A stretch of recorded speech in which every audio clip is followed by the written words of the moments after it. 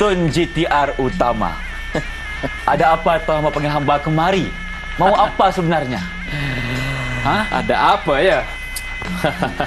Sudahkah pangeran lupa kepada perjanjian kita? Perjanjian yang mana satu Tuan Hamba? Perjanjian yang kita akan bertanding dengan siapa yang menang akan memiliki kerajaan yang kalah. Masakan hamba lupa. Ayuh, kita mula sekarang. Baik, kita mulakan. Biar hamba yang mulakan soalannya. Sila. Soalan yang pertama. Ada 3 haiwan bersahabat. Kucing, lipas dan ulat gonggok. Ketiga-tiga mereka mahu membeli makanan. Apabila mereka pergi, kucing dan lipas telah tiba di tempat membeli makanan. Hanya ulat gonggok yang tertinggal. Mengapa Tuan Hamba? Itu sahaja soalannya Tuan Hamba? Ya. Mudah sekali. Jawapannya kerana ulat gonggok itu sudah penat berlari. Ulat gonggok penat. Iya. Jawapannya salah Tuan Hamba. Salah. Apa jawapannya? Bagi tahu Tuan Hamba sekarang. Jawapan yang benar. Ulat gonggok lewat kerana lambat memakai kasut. Kakinya banyak. Nampaknya aku sudah kalah di sini. Tidak mengapa. Apa kata hamba bagi satu soalan untuk Tuan Hamba? Silakan pangeran, silakan. Soalannya berbunyi, mengapa ayam berkokok? Silakan jawab Tuan Hamba. Mengapa ayam berkokok? Bukankah memang ayam kerjanya berkokok? Iya juga. Jadi jawapannya hampir tepat. Hamba bagi 1 markah untuk Tuan Hamba. Tetapi jawapan sebenarnya kerana ayam tidak menyala. Tapi Tuan Hamba telah menyebut 1 markah untuk hamba. 1 markah. Ini bermakna hamba telah memenangi pertandingan ini. Dan kerajaan Tuan Hamba menjadi milik hamba. Tidak! Kerajaan punanku! Kerajaanku sudah hilang. Itu milikku. Tidak!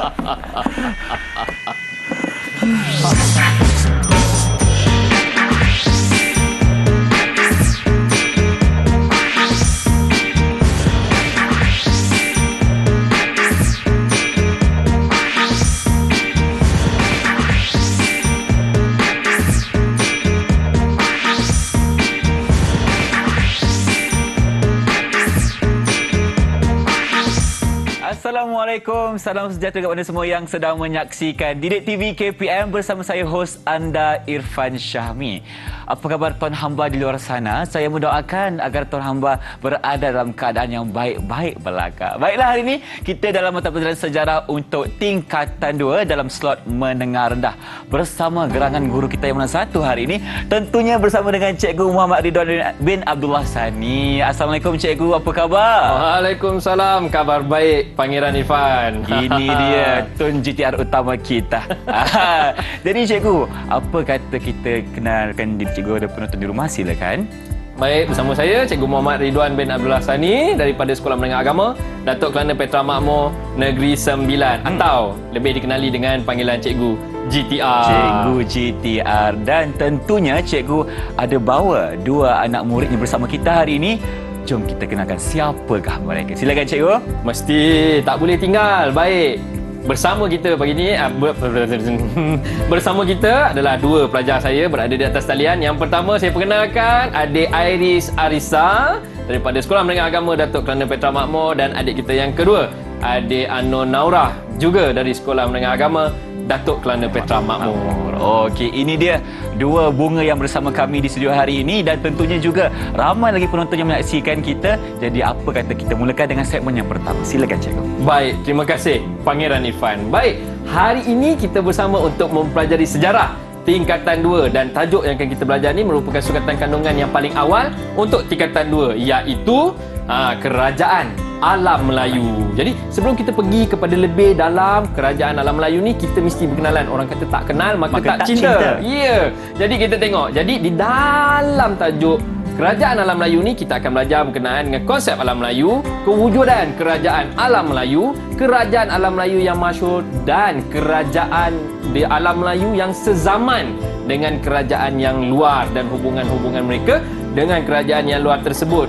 Dan lebih daripada itu, yang paling penting di dalam pembelajaran sejarah adalah kronologi pembelajaran tersebut. Untuk itu kita tengok kepada garis masa kerajaan alam Melayu ini, iaitu kita tengok garis masa ini adalah kewujudan daripada awal sehingga kepada kerajaan yang paling muda, kerajaan yang paling tua kepada kerajaan yang paling muda. Pasti ada titik persilangan, pertemuan di antara kerajaan-kerajaan ini tadi. Kalau kita tengok dekat sini, kita ada kerajaan Funan antara yang paling awal jauh ke belakang. Kemudian kita ada Champa, kemudian kita ada Kedah Tua, kita ada Ganggar Negara, kita ada Sriwijaya, Angkor dan Majapahit. Yang mana kalau kita tengok daripada slide ni, kita tengok Champa merupakan kerajaan yang mempunyai jangka hayat paling panjang, Paling lama cikgu. maksudnya Champa mempunyai persilangan ataupun pertembungan yang paling banyak dengan kerajaan-kerajaan Melayu, alam Melayu yang lain. Baik, tapi untuk belajar kita perlu mengenali latar belakang mereka dahulu. Mari kita berkenalan dengan apa itu alam Melayu. Silakan cikgu. Baik. Untuk mendefinisikan alam Melayu, kita pecahkan kepada 3 faktor, iaitu yang pertama adalah dari segi faktor geografinya. Geografi. Kemudian dari segi faktor bahasanya. Dan yang ketiga dari segi faktor budayanya. Kerana perlu difahami ya Tuan Pangeran Ifan, bahawa alam Melayu yang dimaksudkan bukanlah Melayu yang kita tahu di negara kita hari ini, tapi alam Melayu merupakan satu kawasan persempadanan yang besar yang mana ada berbagai kerajaan di dalamnya seperti mana yang kita tunjukkan tadi. Kita pergi kepada definisi yang pertama oleh Profesor Emeritus Datuk Dr. Nick Datuk Dr. Nick Hassan Suhaimi, yang menyatakan alam Melayu meliputi kawasan Madagaskar ke Tanah Melayu, Papua New Guinea, Australia, New Zealand, Kepulauan Pasifik hingga ke Taiwan. Alam Melayu tu daripada Tanah Melayu sampai ke Taiwan. Itu menurut Profesor Emeritus Datuk Dr. Nick. Kalau kita tengok pada peta ni, nampak dia punya keluasan kawasan tu daripada sini sampai sini. Semua ini adalah alam Melayu. Alam Melayu. Menurut Profesor Emeritus Datuk Dr. Nick. Faktor geografi ya. Faktor geografi. Kita tengok ada tak ahli akademik yang lain ataupun tokoh-tokoh yang lain berkongsikan definisi beliau? Ada. Kita lihat. Menurut Abdul Hadi Haji Hassan, merupakan salah seorang ahli akademik, dia kata alam Melayu merupakan satu lingkungan geografi yang luas, meliputi kepulauan Melayu sehingga ke selatan Thailand. Itu Abdul Hadi kata. Kemudian kita tengok, ada tak lagi untuk geografi? Ada. Profesor Emeritus Tan Sri Datuk Pendeta Dr. Ismail Husin juga berkongsi dengan kita definisi bahawa dunia Melayu meliputi selatan Vietnam, Kemboja, selatan Myanmar, segenting Kra, Malaysia, Indonesia, Brunei dan Filipina. Kalau kita tengok, ruang yang diberi ini macam hampir dengan peta yang awal-awal tadi. Betul cikgu. Tetapi dia ada menyebut tentang selatan Myanmar. Dia ada menyebut tentang selatan Vietnam. Maksudnya dia lebih naik ke atas-atas ni sikit. Nampak ni, kawasan-kawasan ni dah dimasukkan di dalam definisi yang diberikan oleh beliau. Ada tak lagi yang lain? Semestinya ada. Dalam pengkajian sejarah, dalam pembelajaran sejarah, kita tidak berpegang kepada satu sumber primer. Kita pergi kepada sumber primer yang lain. Kita lihat geografi. Alfred Russel. Alfred Russel juga mentakrifkan bahawa alam Melayu meliputi kepulauan Tanah Melayu hingga Tanah Srim dan kepulauan Nicobar, Filipina, Kepulauan Solomon hingga ke Papua New Guinea. Papua New Guinea, Kepulauan Solomon dimasukkan di dalam alam Melayu. Tapi yang awal ini masih lagi di alam Melayu ataupun Malaysia yang kita kenal ini, sampai ke selatan Thai ini masih lagi berada di dalam definisi beliau. Jadi kalau kita tengok, ada persamaan di antara definisi-definisi yang diberikan tadi, iaitu kawasan yang saya bulatkan ini. Kawasan ini masih lagi sama, tetapi yang panjang tadi dia kata sampai Taiwan, sampai Filipina, sampai seterusnya dan sampai pula sekarang ke Kepulauan Solomon. Bertambah-tambah mempunyai definisi yang berbeza-beza kerana rumpun geografi tadi, faktor geografi. Kita tengok, ada lagi tak? Yang ini juga salah satu daripada definisi yang kita terima, konsep yang kita terima dan antara yang paling kukuh, iaitu Profesor Dr. Ding Chuming. Beliau merupakan pengkaji kepada manuskrip Melayu dan dia kata, dunia Melayu merupakan sebuah kawasan yang luas meliputi Malaysia, Indonesia, Brunei, Singapura, Selatan Thailand dan Filipina. Ini antara pengkajian yang paling moden, paling terkemudian yang kita temui. Itu sebab dia menggunakan istilah yang lebih mudah untuk kita faham. Kalau tadi disebut Tanisrim.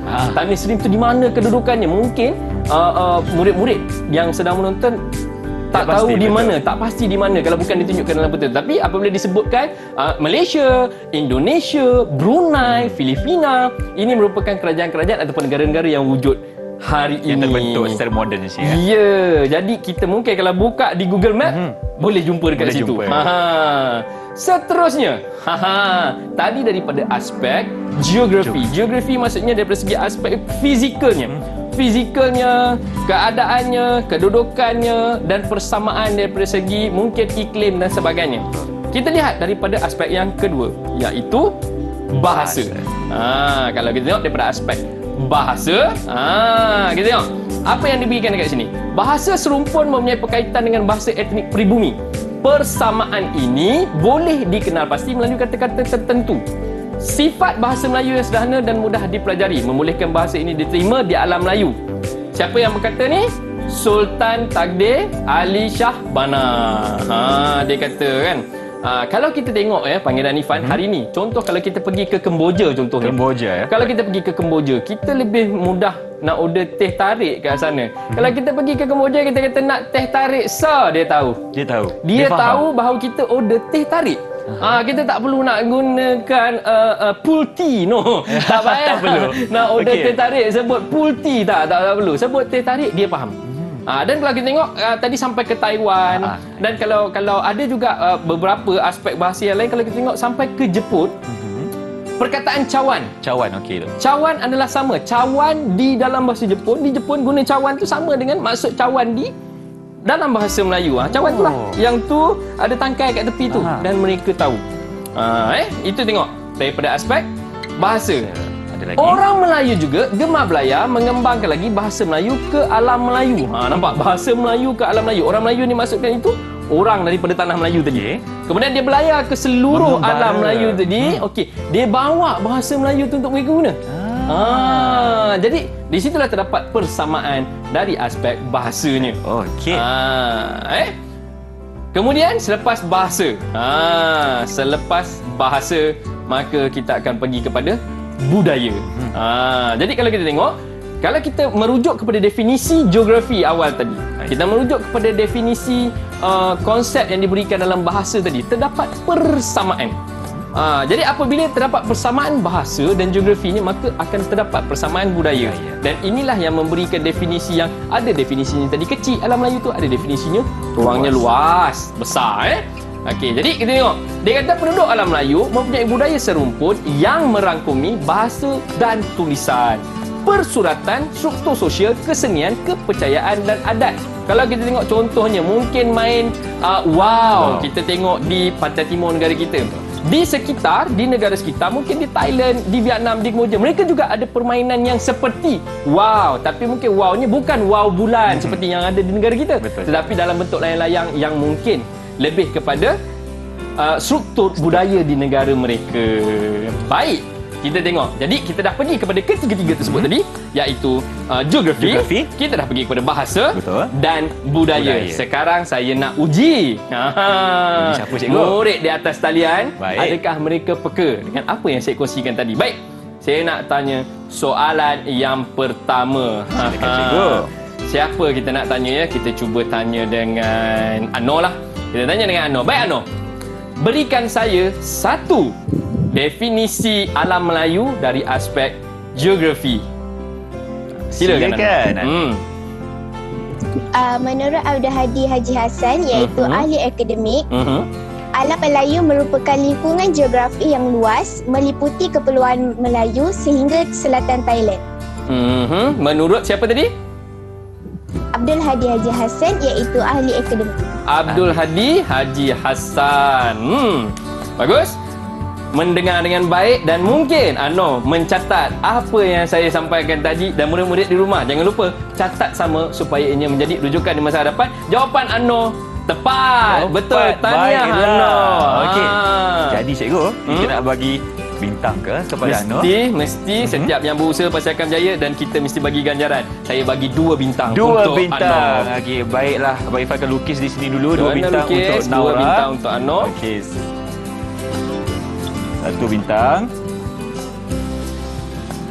2 bintang untuk comel Naura. bintangnya. Comel seperti tuannya juga. Seperti tuannya juga. Dan saya rasa saya ada tinggalkan kerja penyelidikan kepada Iris.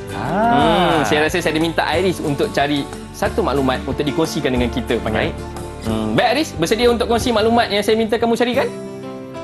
Sedia cikgu? Ya, teruskan Jom, Iris. kita mulakan. Saya ada baca. Konsep alam Melayu juga boleh dilihat dari aspek penggunaan bahasa serumpun yang dikaitkan dengan bahasa Melayu. Bahasa Melayu tergolong dengan bahasa Austronesia yang merupakan antara 200 bahasa yang dipertuturkan di alam Melayu. Tahniah Iris.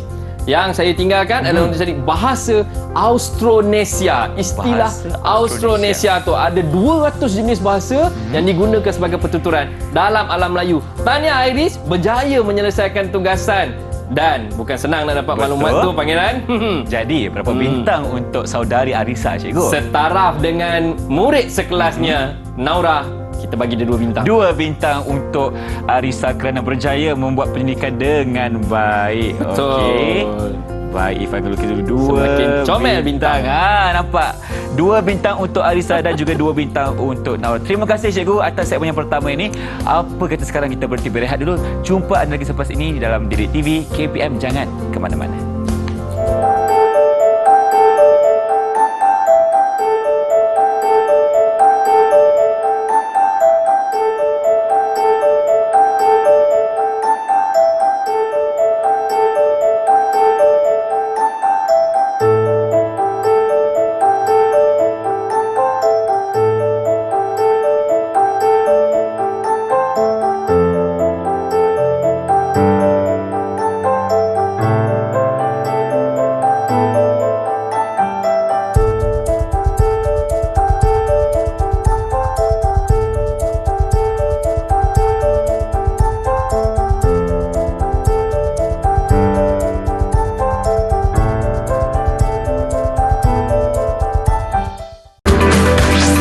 Didik TV KPM. Kembali bersama kami di Didik TV KPM dan kita akan teruskan dengan pembelajaran yang seterusnya. Kalau tadi kita dah faham mengenai takrifan mengenai alam Melayu dan sekarang ini pula cikgu, apa yang kita akan sentuh? Silakan Tuan GTR Utama. Baik, terima okey. kasih Pangeran Ifan. Biar Tuan GTR Utama teruskan. Silakan Tuan Hamba. Baik, jadi tadi kita dah belajar tentang konsep dan kita telah faham apa itu alam Melayu, apakah persempadanannya dan berlainan tokoh yang memberikan definisi mendapat maklumat yang berbeza di antara satu sama lain, tetapi kita dapat simpulkan bahawa asasnya adalah sama, merangkumi kawasan yang sama dan 3 faktornya adalah geografi, bahasa dan budaya. Kali ini kita akan berkenalan pula dengan apakah kerajaan-kerajaan yang ada di dalam alam Melayu dan bagaimanakah kemunculan mereka. Bagaimanakah kemunculan mereka. Jadi, untuk kali ini kita akan dapat akhirnya nanti murid-murid yang di atas talian maupun yang sedang menonton di rumah akan dapat menerangkan kewujudan kerajaan-kerajaan di dalam alam Melayu. Baik, jadi kita mulakan seperti mana yang murid-murid semua pernah belajar sebelum ini ketika di tingkatan 1 bahawa kewujudan ketamadunan itu bermulanya pertempatan kekal. Daripada bermula pertempatan kekal, maka wujudlah keluarga kecil. Daripada keluarga kecil wujudnya keluarga besar, wujudnya kelompok masyarakat, wujudnya keperluan, mulanya bercucuk tanam, berternak dan mulanya wujud berbagai pertempatan dan akhirnya berlaku interaksi, berlaku kumpulan masyarakat yang besar memerlukan kepemimpinan dan wujudnya pemimpin. Apabila wujudnya pemimpin, wujudnya sistem pemerintahan. Bila wujudnya sistem pemerintahan, maka wujudnya kerajaan. Baik. Dan ini menjadi asas untuk semua kerajaan yang wujud di atas muka bumi di dalam ketamadunan dunia. Kita tengok Bermula daripada pertempatan kecil, berkembang menjadi perlabuhan. Kemudian daripada perlabuhan, berkembang menjadi kerajaan. Ini yang saya katakan tadi. Apabila wujudnya banyak pertempatan yang telah besar, masyarakat yang ramai, interaksi antara pertempatan mula berlaku. Betul. Maka dia menggunakan perlabuhan. Jadi apabila perlabuhan berkembang menjadi kerajaan, kerajaan wujud seawal abad pertama kewujudan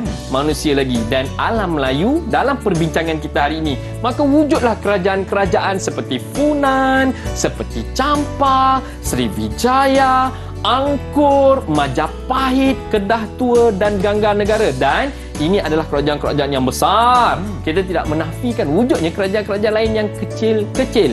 Tetapi mungkin kita tidak masukkan dalam pembelajaran kita kerana kecil. Kita belajar yang besar-besar dulu. Besar dulu, okey, Belajar yang besar dulu. Kemudian secara tidak langsung ini adalah di dalam alam Melayu. Di luar alam Melayu pada waktu yang sama. Macam yang saya tunjukkan awal tadi, ada garis masanya. Sudah pasti ada pertembungan di antara kerajaan di dalam alam Melayu dengan kerajaan-kerajaan sezaman yang di luar alam Melayu. Tapi untuk kali ini, kita fokus kepada alam Melayu dahulu. Baik, cikgu. Jadi kita tengok, alam Melayu punya kerajaan sezaman dengan tamadun lain dan kerajaan alam Melayu telah berjaya membina kegemilangan dan kemasyhuran mereka yang tersendiri. Ini adalah satu maklumat yang menarik. Seperti mana yang saya bagi tahu awal tadi, jangan tersalah sangka bahawa kerajaan alam Melayu ataupun alam Melayu itu berfokus kepada tanah Melayu. Betul. Salah. Alam Melayu punya persempadanan yang besar, mungkin boleh sampai ke Madagaskar, Betul. mungkin boleh sampai ke Taiwan, boleh sampai ke selatan Vietnam, boleh sampai ke Tanah Sri. Jadi ini adalah satu kawasan yang besar. Jadi kita lihat di dalam peta yang diterima umum sebagai alam Melayu, kita lihat sebahagiannya. Ini adalah sebahagian daripada peta tersebut. Kalau kita tengok dekat atas ni tadi telah dilabelkan sebagai Tanah Sri. Kemudian kita pergi sampai ke hujung sini, kita ada Madagaskar. Kita ada banyak yang ada kat sini. Jadi kita berkenalan dengan yang cikgu dah sebutkan tadi. Pertama, kita jumpa dengan Angkor.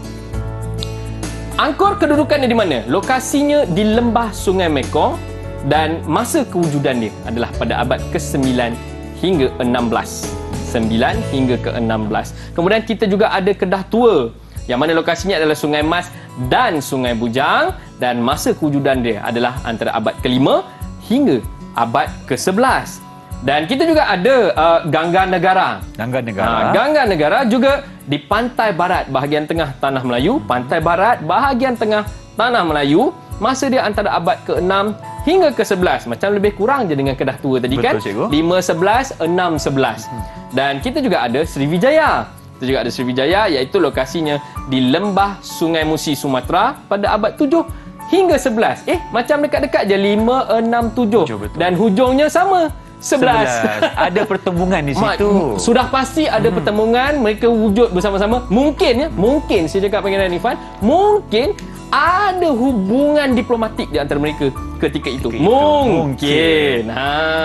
Kita lihat kerajaan-kerajaan yang lain.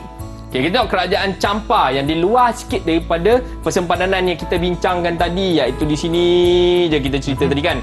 Kita tengok yang lain pula. Champa, lokasinya selatan atau tengah Vietnam. Vietnam, negara yang kita kenal hari ini. Abad kedua hingga 15. Macam lebih kurang juga tadi kan. Betul. Pusat kerajaannya Indrapura. Macam pernah dengar kan Indrapura ni? Funan, lokasinya di lembah Sungai Mekong dan masanya adalah antara abad 1 hingga 6. Macam awal kan? Macam Funan juga tadi. Macam Funan tadi, Angkor Betul. kan. Kemudian lokasinya kita tengok pula Majapahit. Majapahit. Yang ni kemudian sikit. Tadi semua habis 11 habis. Betul. Dia start 13. Dia bermula pada abad ke-13. Lembah Sungai Berantas, Jawa Timur. Dan pusat kerajaan adalah kota Trowulan. Itu adalah kerajaan Majapahit. Kalau kita tengok daripada garis masa yang cikgu tunjukkan awal tadi, semua tempoh kewujudan kerajaan ini tadi memang ada persilangan dan membuktikan pasti ada pertembungan di antara kerajaan-kerajaan alam Melayu ini tadi. Tapi adalah penting untuk murid data salian dan murid yang sedang menonton di rumah untuk mengetahui secara jelas di manakah kedudukan mereka.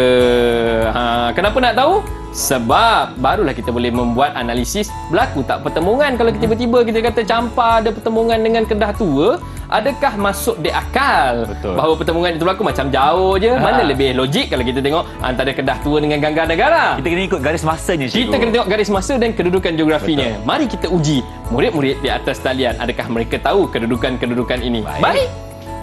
Mari kita uji. Yang pertama, saya minta untuk murid kita labelkan di manakah kerajaan Angkor. Siapa nak cuba?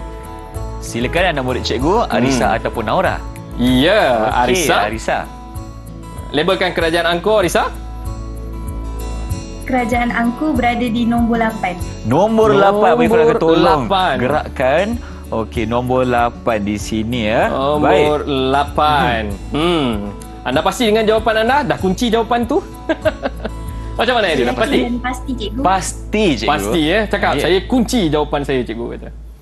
Saya kunci jawapan saya, cikgu. Terbaik. Okey, terbaik. Terbaik dengan yakin dan sudah pasti cikgunya dengan yakin jawapan itu benar. Tahniah saya ucapkan. Berikan Okey. tepukan untuk Iris. Okey, Angkor betul. Jadi kita tinggal kepada Naura. Naura. Boleh tak tandakan saya kerajaan Apa cikgu nak? Ganggar Negara. Ganggar Negara. Ganggar Negara. Ganggar Negara ni pada abad keberapa cikgu tadi? Abad ke berapa tadi? Abad ke-6 hingga ke-11. 6-11. Ya, 6-11. Macam duduk kat pantai-pantai barat tadi kan? Jadi nombor berapa? Nombor berapa? Silakan. Ganggar Negara berada di nombor 4. Nombor 4. Pasti atau tidak, Naura? Okey. Betul ke ni? Betul ke ni? Jadi cikgu, bagi tahu jawapan yang sebenar. Bagi tahu jawapan yang sebenar ya. Saya nak tegur pun macam Kenapa tu cikgu? tak boleh ni. Sebab jawapan dia betul. Berikan tepukan Tahniah, untuk Naura. Baik cikgu. Terbaik. Dapat jawapan yang betul, jadi masanya untuk bintang pula. Masa untuk bintang kita bagi Iris 2 bintang sebab dia angkat tangan dulu dan jawapan dia betul. Baik. Kita bagi Arisa 2 bintang. Arisa 2 bintang. Arisa 2 bintang. Okey. Dan Naura 1 bintang Naura sebab dia 1 ambil bintang. giliran yang kedua walaupun jawapan dia betul. Nampaknya sekarang ini Naura mendapat 3 bintang dan Arisa mendahului dengan 4 bintang. Tidak mengapa, kita akan kumpul lagi banyak bintang selepas ini kerana banyak lagi perkongsian yang cikgu akan berikan kepada kita semua. Sekarang ini kita nak berehat dulu. Jumpa anda lagi selepas ini dalam Didik TV KPM.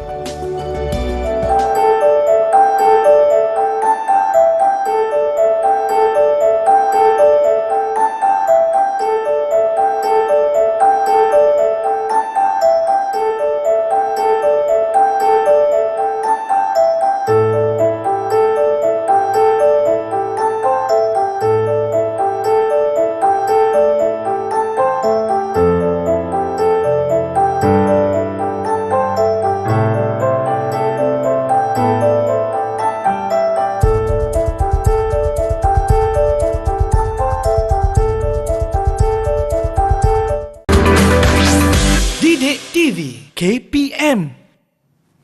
Terima kasih kerana masih bersama kami dalam Didik TV KPM dan kita akan teruskan dengan segmen yang seterusnya. Kalau tadi kita dah mengenali kedudukan alam Melayu dan sekarang ini kita akan teruskan dengan kerajaan alam Melayu yang masyhur pula. Jadi, Tuan Juruterang Utama, apa kata kita mulakan? Kita mulakan. Baik, tadi kita dah tahu tentang definisi alam Melayu. Kita juga dah tahu kedudukan dekat mana kerajaan-kerajaan yang ada di dalam alam Melayu. Dan sampai masanya untuk kita kenal yang manakah di antara kerajaan-kerajaan yang kita sebut tadi adanya kerajaan-kerajaan yang masyhur, Yang terkenal. yang terkenal, yang mesti diketahui. Kerana mereka ni merupakan pemain-pemain yang besar di dalam persejarahan alam Melayu secara tinggalannya. Jadi pada akhir segmen ini kita mengharapkan bahawa murid di atas talian dan murid yang sedang menonton di rumah boleh memerihalkan kerajaan alam Melayu yang masyhur. Baik, kita mulakan dengan kerajaan yang pertama. Kalau kita lihat pada garis masa tadi, Funan antara yang paling awal, yang paling panjang hayat dia. Jadi Funan ni di mana? Kita tengok. Kerajaan Funan berpusat di Vayadaputra, diasaskan oleh Brahmin bernama Kaudinya. Kemudian beliau berkahwin dengan Soma, pemerintah wanita di Sungai Mekong dan membentuk Kerajaan Funan. Masyhur semasa pemerintahan Fashiman. Fashiman meluahkan kuasa ke Sungai Mekong hingga Teluk Kamran sebelah timur. Kita tengok. Maksudnya kerajaan Funan ini tadi bukannya dia dah daripada awal ada kerajaan Funan tu, tak. Dia adalah gabungan di antara kerajaan kecil. Kalau kita tengok, diasaskan oleh Brahmin bernama Kaudinya berkahwin dengan Soma. Jadi Soma ni mungkin dia ada satu kerajaan kecil dia. Kemudian Brahmin Kaudinya ni dia pun ada kerajaan dia. Apabila mereka berkahwin, kerajaan kecil, kerajaan kecil mereka bergabung dan membentuk kerajaan besar diberi nama Funan. Diberi nama Funan dan kedudukannya macam kita tengok tadi di Sungai Mekong. Okey, di Sungai Mekong. Jadi beliau menguasai selatan Myanmar dan segenting Kra. Kerajaan Funan ni besar. Kedudukan dia tadi kat Sungai Mekong. Betul. Jadi Sungai Mekong tu kalau kita tengok hari ni di sekitar Vietnam. Tetapi dia punya kerajaan sampai ke selatan Myanmar dan segenting Kra. Segenting Kra tu kat mana? Segenting Kra tu tu yang halus atas sikit daripada Malaysia dah sampai ke Thailand tu. Tu segenting Kra. Okey. Hari ni dia memang di bawah Thailand lah. Okey. Jadi kemudian menyebabkan Funan menguasai jalan perdagangan utama antara timur dan barat. Jadi kalau nak ikut jalan darat daripada belah atas nak turun ke bawah, memang akan melalui Funan. Kesannya abad ketiga Funan menjadi pusat perdagangan utama di alam Melayu. Pusat perdagangan utama alam Melayu. Yalah, orang nak berdagang mesti lalu dekat Funan. Betul. Kalau dia kenakan cukai, semua pun ada kat situ. Kalau berhadapan dengan monsun, mereka akan singgah di Funan untuk menunggu musim monsun berlalu. Berteduh dulu. Berteduh dahulu. Okey, kemudian raja terakhir adalah Rudravarman. Merosot apabila diserang oleh kerajaan Chenla. Nampak? Dia satu kerajaan yang besar, merosot diserang oleh satu kerajaan yang kita tak sebut sebagai kerajaan yang besar pada alam Melayu. Tapi dia ditumbangkan oleh kerajaan itu. Itu adalah kerajaan Funan. Kita pergi kerajaan yang seterusnya. Silakan. Champa.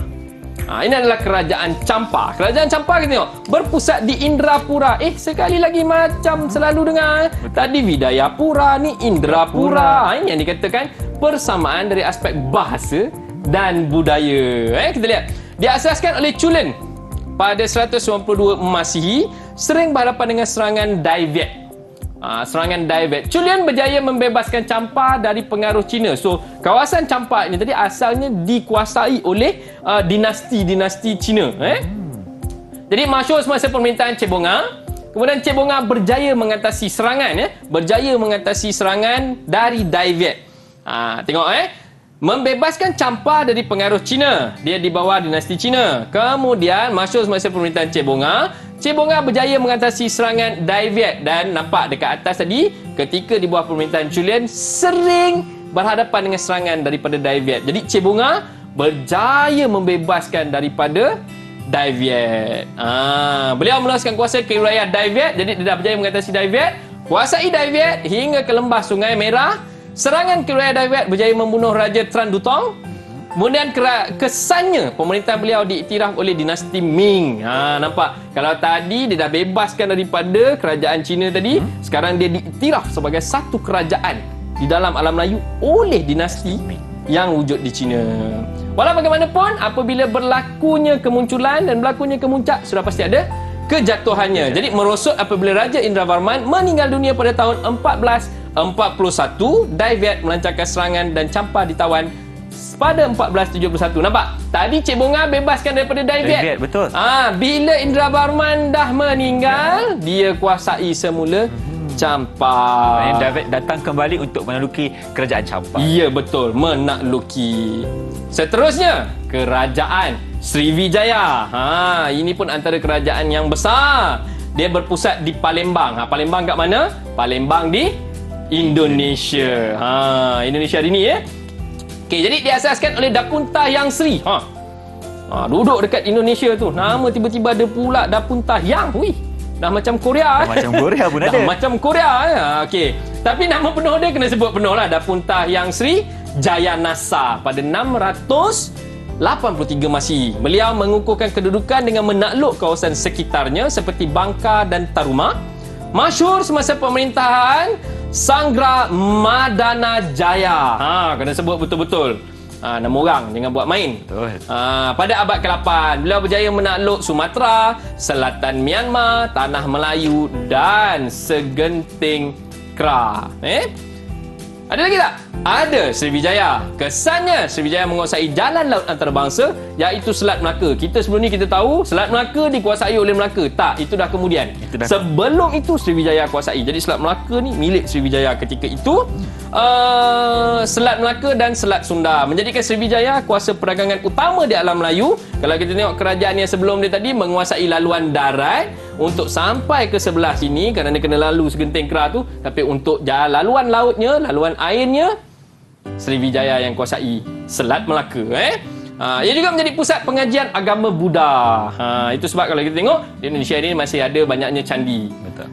Candi-candi dan sebagainya. Okey, merosot apabila diserang oleh tentera Chola dari selatan India pada tahun 1025. Dari Chola India. Kalau boleh buka lah Google Map tu, tengok Indonesia dengan India tu. Jauh tu, tapi dia datang dan takluk. Okay, suka untuk saya ingatkan apabila kita bercerita tentang kerajaan-kerajaan yang masyhur dan mana-mana kerajaan pun baik alam Melayu maupun yang di luar dan sebagainya, sudah pasti ianya akan melalui 3 fasa. 3 fasa. Baik, yang pertama. Fasa yang pertama adalah fasa kemunculan. Mesti ada fasa kemunculan kerajaan tersebut.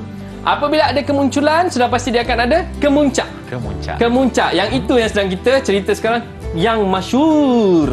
Jadi mesti ada kemuncak kemasyhurannya, dan apabila ia telah mencapai kemuncak kemasyhurannya akan tiba waktu kejatuhannya.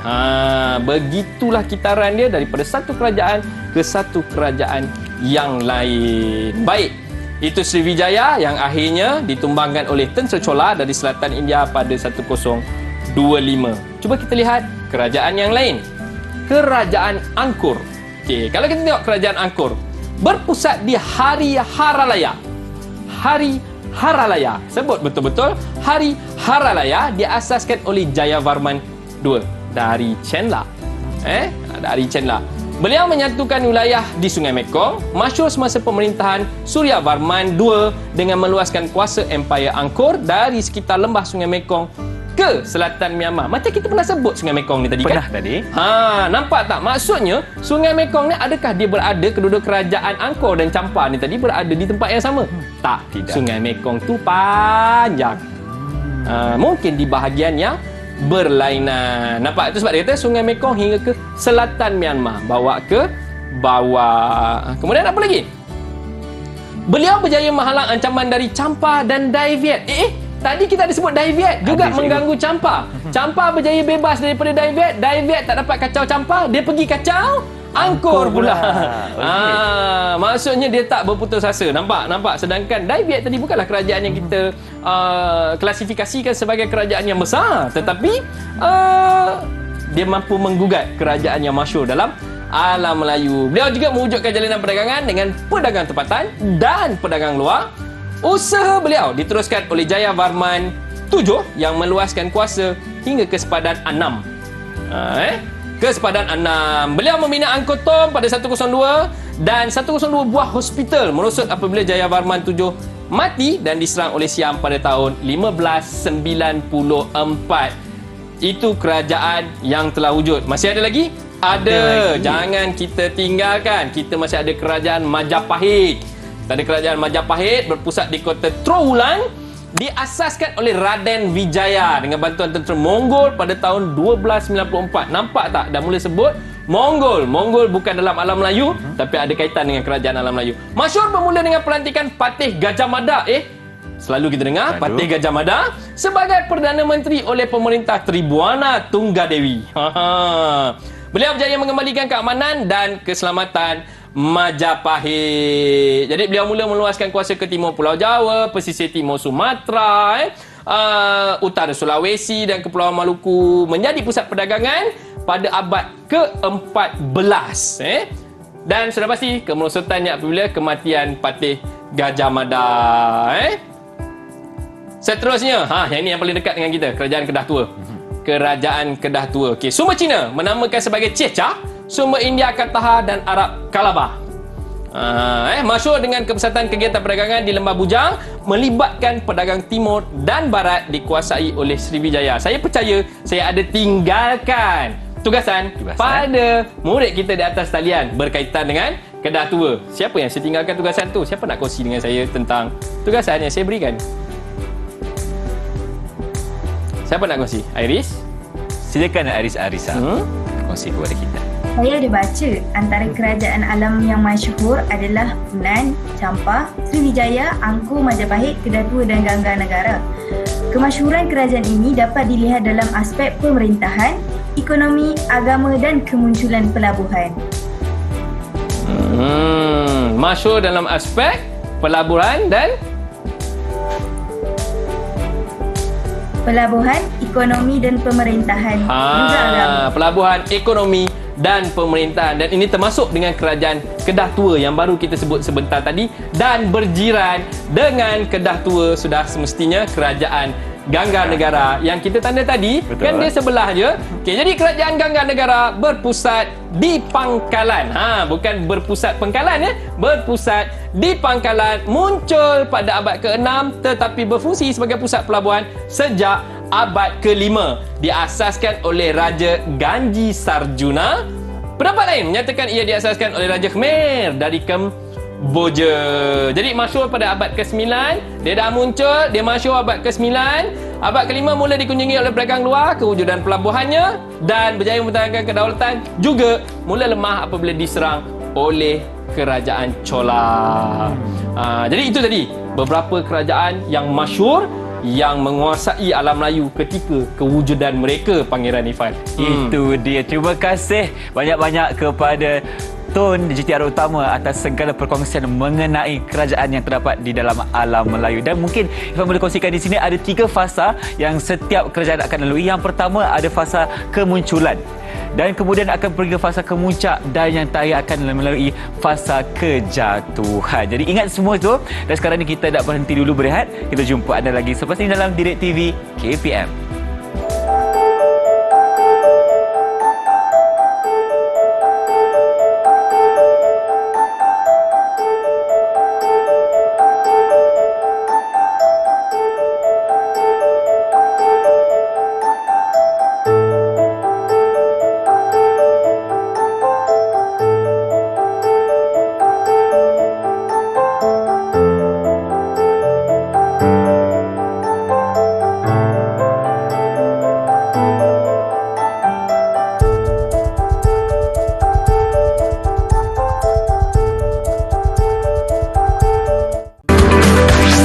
Didik TV KPM.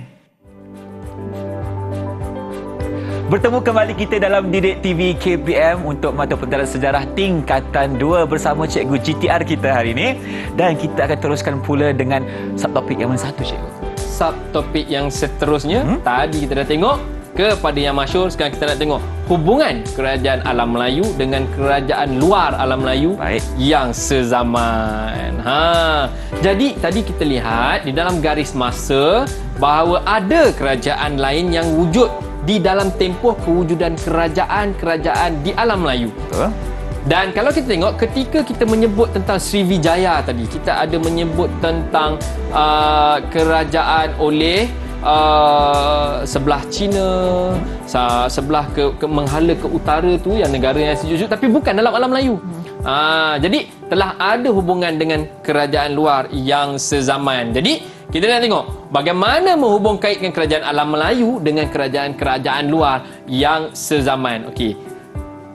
Saya kongsikan dalam slide ini, kita lihat di dalam garis masa yang wujud di dalam garis masa yang kita pelajari, iaitu dengan tahun itulah abad zamannya. Betul. Maka kita lihat berlakunya pertemuan di antara kerajaan alam Melayu dengan Empire Rom, Parsi, Empire Kushan dan dinasti Han. Juga pada masa yang sama, kerajaan Funan contohnya pada abad pertama Masihi telah bertembung dengan kerajaan Abbasiyah, Empire Byzantine, dinasti Tang dan kerajaan Chola.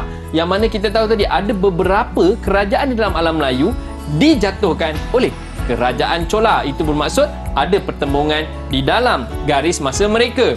Kemudian kita tengok Empire Mongol, kerajaan Turki Uthmaniyah, Kesultanan Delhi. Yang ini yang saya nak sebut tadi. Nampak? Bukan Sriwijaya. Muncul dengan ada bantuan daripada Empire Mongol. Maksudnya empire ini tadi berlaku pertembungan, berlaku hubungan yang menyebabkan mereka boleh bekerjasama, dan ini bukti bahawa mereka wujud di dalam zaman yang sama. Kemudian kita tengok Campar Angkor Majapahit pada abad ke-14. Kita tengok di dalam peta yang ada, kita ada Empire Mongol, Turki Uthmaniyah, dan juga kita ada Kesultanan Delhi. Ini semua adalah kerajaan-kerajaan yang tidak berada di dalam alam Melayu, tetapi muncul sezaman dengan kerajaan-kerajaan di alam Melayu. Kerajaan di alam Melayu, dan ini menjadi faktor kepada macam kita tahu tadi, ada 3 kemunculan, kemuncak dan kejatuhan.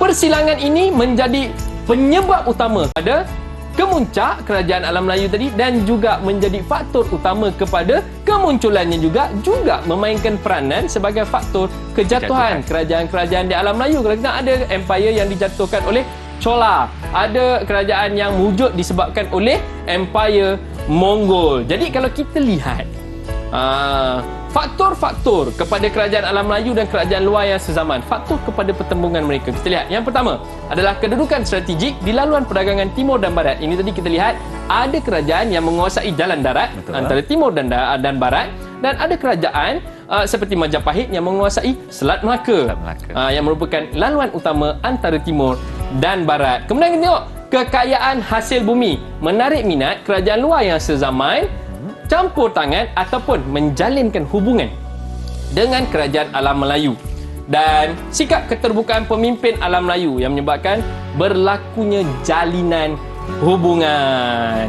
Tadi dalam slide yang tadi kita tengok ada banyak kerajaan kat situ. Ada banyak empire juga. Ada banyak empire juga dekat situ. Saya ingat saya ada minta untuk Iris buat satu kajian tentang Empire Kushan.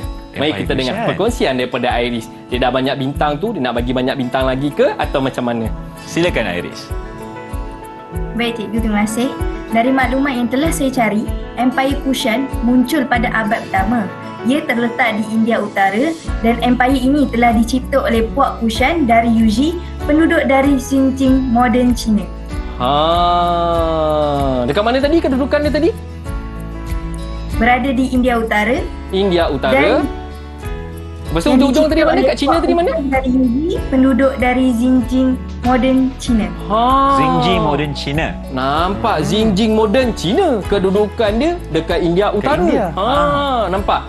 Ini adalah bukti wujudnya asimilasi yang baik di antara kerajaan-kerajaan zaman, yang mana kita tahu ketamadunan India dan ketamadunan di China adalah dua ketamadunan yang besar dalam dunia. Dan kewujudan mereka ni pula ada pula sezaman dengan alam Melayu dan memainkan peranan yang baik. Okey cikgu, ada tak bintang untuk Arisa cikgu? Saya rasa saya kena tambah bintang untuk Arisa. Dia buat dia punya tugasan dengan baik. Baik, kita tambah satu bintang Satu dekat bintang Arisa. untuk Arisa. Tahniah boleh kami ucapkan. Baik. Dan saya yakin saya juga ada minta Anor Naura untuk carikan maklumat untuk saya. Ada tak Anor? Boleh kongsikan dengan saya sekarang? Ada cikgu? Ya, teruskan. Seperti apa yang saya lihat, perkembangan hubungan perdagangan ini menunjukkan amalan sikap keterbukaan para pemerintah kerajaan alam Melayu telah membawa kemakmuran ekonomi. Keterbukaan membawa kemakmuran ekonomi kepada kerajaan alam Melayu, kerana kerajaan luar alam Melayu yang sezaman memang memainkan peranan yang penting dalam perdagangan dan memajukan ekonomi.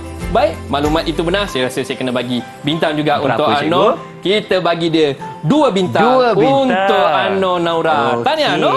Baik, penyelidikan yang baik. Nampaknya di sini cikgu sepanjang 1 jam ini mereka mengumpul bintang. Arisa ada 1, 2, 3, 4, 5, 6 dan Naura berjaya mengumpul 5 bintang. Tahniah boleh ucapkan. Dan cikgu, bagaimana pula dengan prestasi keseluruhan anak murid cikgu hari ini? Prestasi keseluruhan, saya sangat berpuas hati dengan mereka. Segala tugasan diselesaikan, segala perkongsian yang saya buat, mereka bagi perhatian, buat catatan dan boleh berkongsi semula dengan kita. Mereka memang terbaik. Memang terbaik. Baiklah cikgu.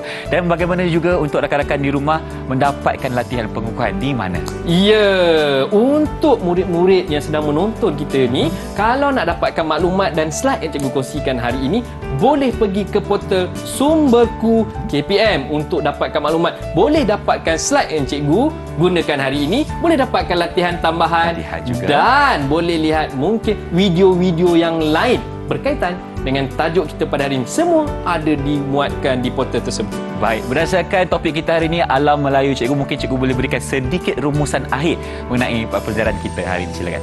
Baik, sebenarnya kewujudan rumput kerajaan alam Melayu ini tadi memainkan peranan yang sangat besar dan kesannya sehingga kepada kita hari ini. Ianya memainkan peranan di dalam aspek keagamaan, budaya dan bahasa. Ini sangat penting kerana kalau kita tengok, itu sebab alam Melayu itu diklasifikasikan sebagai alam Melayu kerana persamaan daripada aspek-aspek yang saya sebutkan tadi. Tidak kita lupakan aspek utama dia tadi, persamaannya adalah dari segi geografi, bahasa dan budaya. Dan ini juga yang menjadi hubungan di antara kerajaan alam Melayu dan kerajaan luar yang sezaman.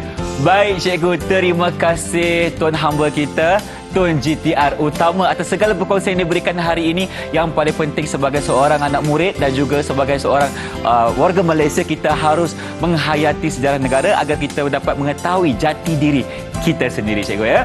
Dan kalau ada rezeki kita berjumpa lagi. Assalamualaikum. Bye-bye. Terima kasih.